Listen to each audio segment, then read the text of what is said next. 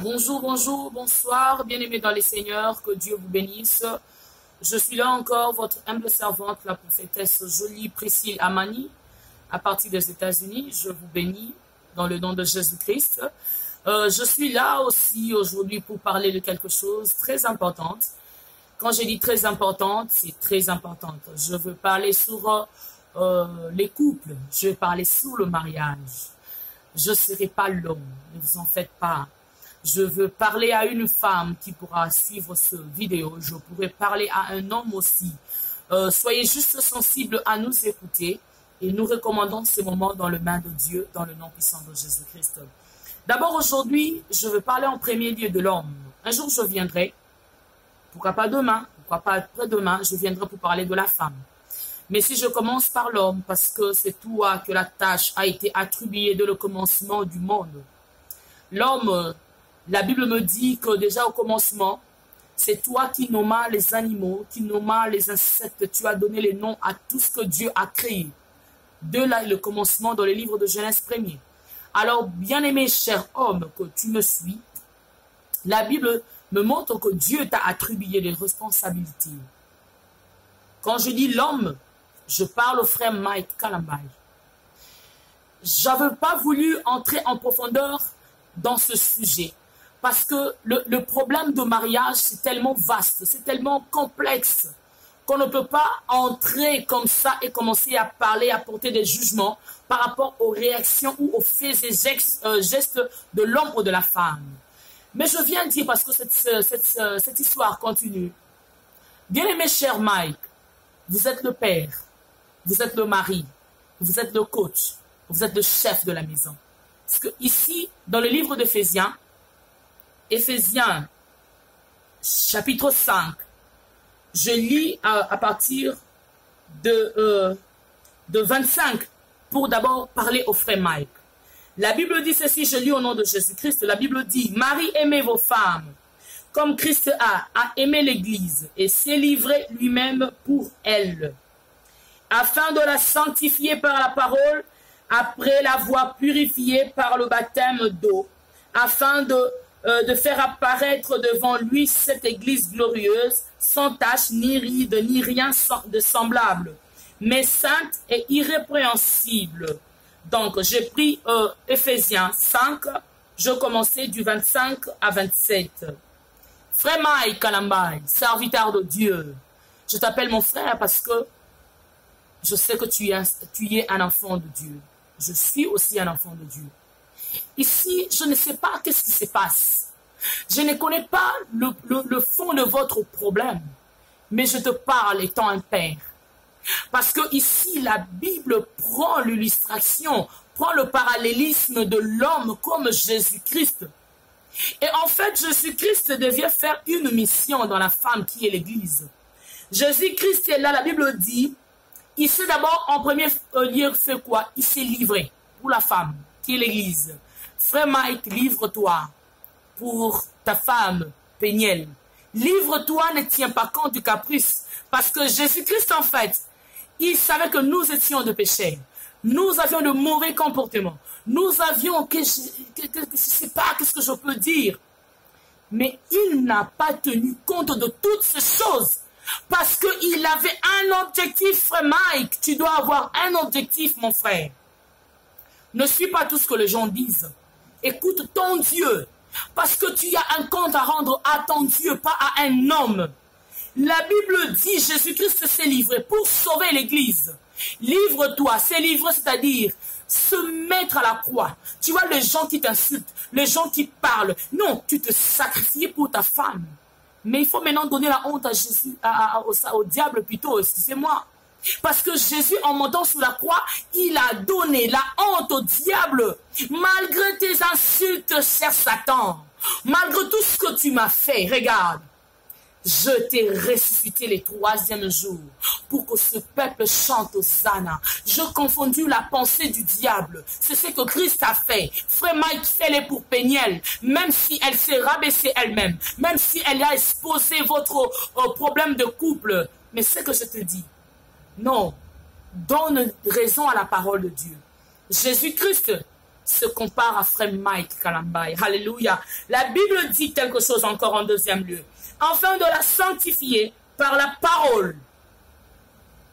Je suis en train de conclure que si Péniel, je suis dans la conditionnelle, parce que vous tous, dans le conditionnel plutôt, parce que vous deux, je ne peux condamner personne. Comme j'ai dit au début, le sujet de mariage est complexe. Alors, je dis, si notre sœur Péniel est dans l'erreur, la Bible dit, afin de la sanctifier par la parole.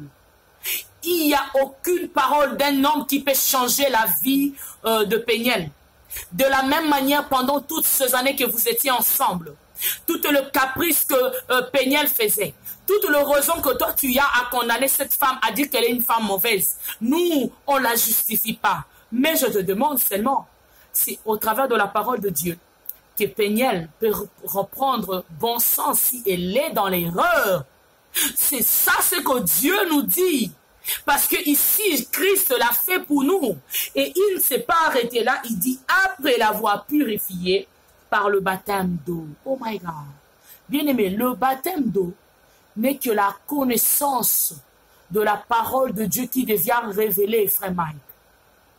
La parole de Dieu est une écriture révélée qui vient maintenant pour accomplir la volonté de Dieu dans nos vies.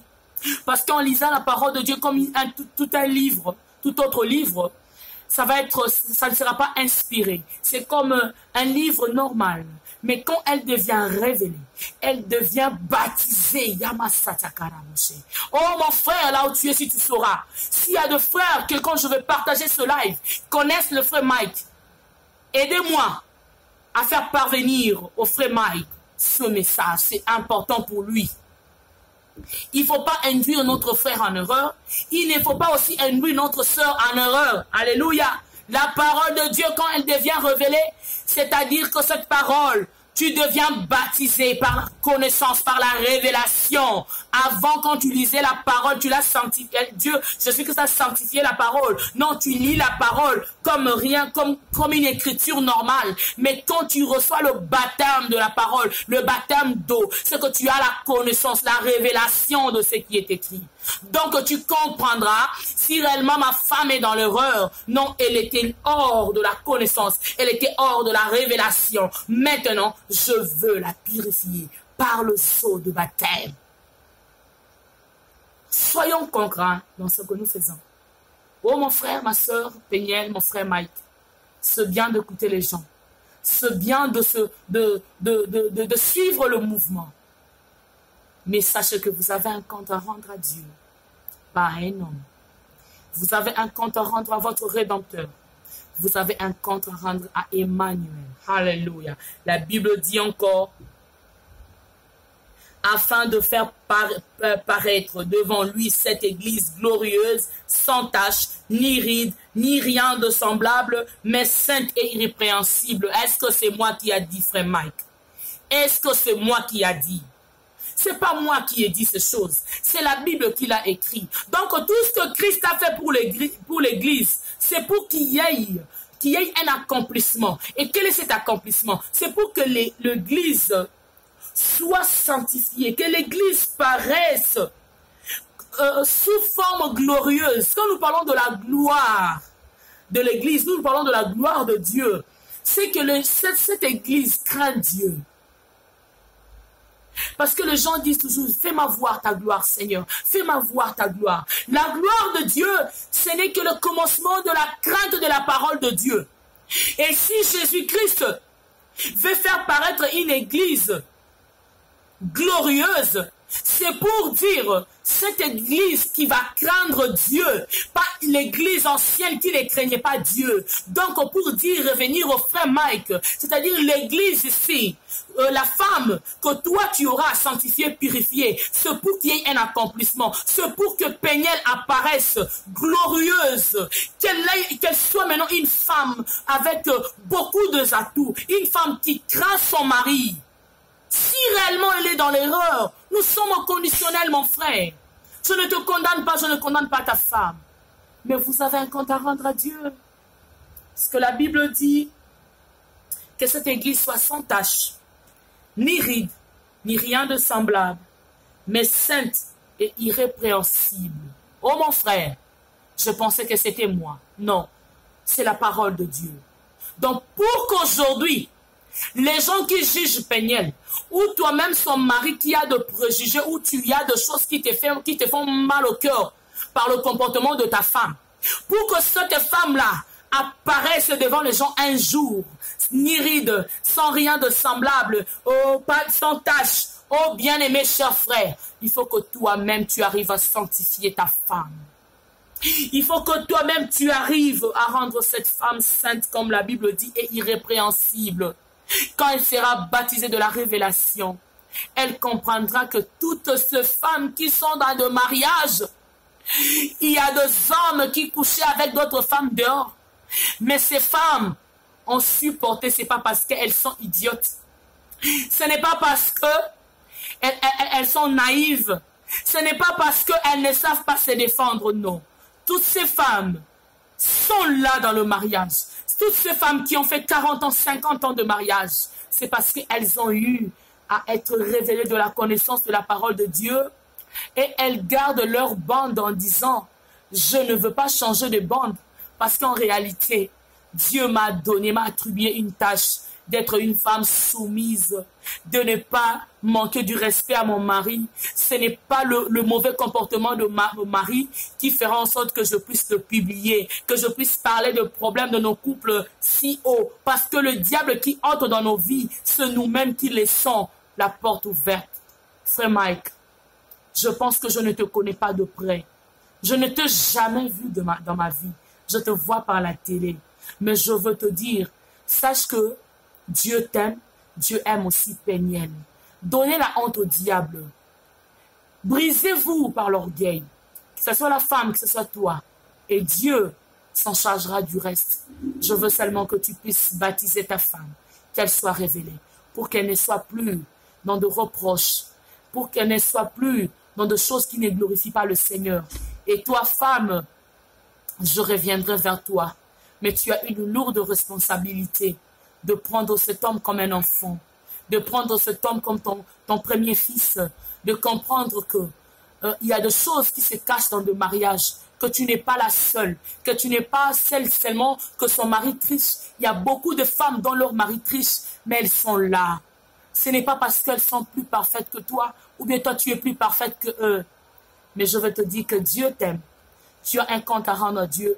Regarde les beaux enfants que Dieu vous a donnés. Quand je regarde vos fils, ils sont tellement mignons.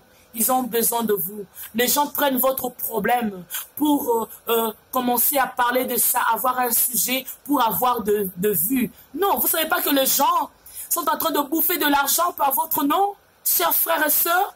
Ils mettent cela dans YouTube. Ils prennent de l'argent, ils bouffent de l'argent par votre nom. Vous êtes devenus des stars, mais dans le mal, non. Ne donnez pas à ces gens cette opportunité. Faites cesser ces bruits. Que Dieu vous bénisse. C'était là votre humble servante dans 5 minutes de coaching, masterclass. Que Dieu vous bénisse. Shalom.